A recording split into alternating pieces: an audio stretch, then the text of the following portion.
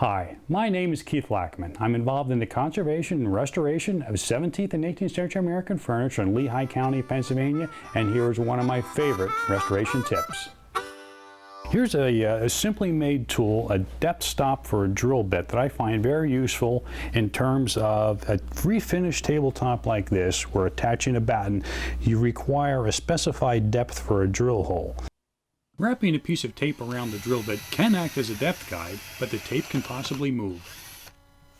A wooden stop like this one is guaranteed to keep the drill bit from going too deeply. Take the bit that requires a stop and use it to drill completely through a piece of scrap wood. Remove the bit from the drill chuck, then insert it back into the hole.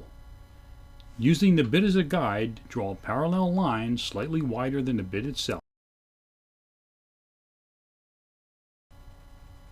Next, cut away the excess material. I prefer the bandsaw for this.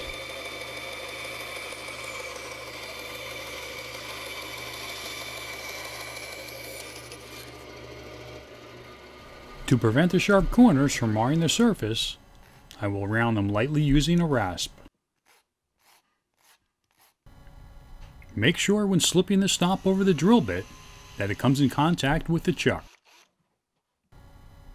Proper drilling depth is achieved when the stop has contacted the workpiece. As seen here, just about any piece of scrap will do.